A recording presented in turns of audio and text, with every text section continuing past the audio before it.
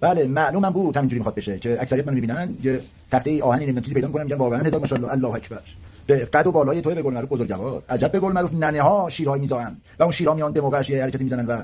پیاده میکنن دنبال کارشون دنبال قدرت رو نمیدونم عظمت های خیلی خاخامنشی نه بودن نه هستم بزرگی هر شخصیتی به خودش مربوطه خودش پیاده کرده خودش بزرگیشو دیده به خودش هم احیانا به پایان رسونده تو اگه میخوای چیز بزرگتر رو به وجود بیاری یعنی باید به وجود بیاری یعنی باید بسازی نه اینکه بدی کپی کنی و تو همون کپی کردن بزن حساب تو برسن مثل محمد رضا شاه پهلوی اومد وایساد پشت این آقای به قول معروف خاخامنشی هم گفت نه انگار به قول تو بلد نیستی تو یهویی اومد تو بازی و یهویی اومدن معلومه که این خانواده نمیدونم برتر ما رو یه جوری انگولک میکنن بلد نبود و فراش رفت و دادن دست به قول معروف عیاشترین و جلاترین که ملت ایرانو قشنگ بتکونه چی بتکونه همون شخصیت‌های آشوراش که تو بین فرهنگ به قول معروف مذهبی شکل گرفته یا بین بره یا واقعا ایرانی بین بره دیگه چیزی که اومده پیاده شده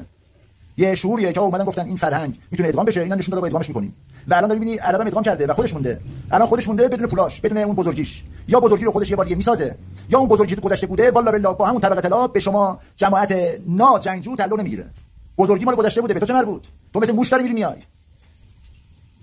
این کار نمی‌کنه بخوای ادای گلابی در بیاری بیای بری پشت سر نمیدونم یه اصلی وایسی کار نمی‌کنه دیگه تو میندازی بیرون یا برو ماش اما دیگه ما یعنی من اساره کاره به قول معروف این ماشاءالله فعلا ایران هستیم می‌بینید همون چیز اولیه است روز اول گفتم آقا آی جا کشای عالم بزنید بغل خدای 13 خود زمین نگفتم به قول معروف نمیدونم کوروش یا نام کوروش گفتم خدای 13 یعنی خودم اگه تونستم خودمو ثابت کنم میریم تا سراغ بزرگی یارو تو با داشتاقی نمیدونم کوروش چیکار داری تو پهلوی تو باید راه خودت میرفتی نباید دشمنان رو این شاخه‌ها رو زیاد تکون بدی خیلی ادا اصول در بیاری ادا اصول بخوای در بیاری باید بری جمهوری اسلامی باشی باید پول بدی بهشون ای بابا تو واسه ما باز در بیاری ما به پولم بدیم دیگه چی ببین ایران بلد نبوده ایران بلد نیست نمیتونه انسجام سیاسی نداره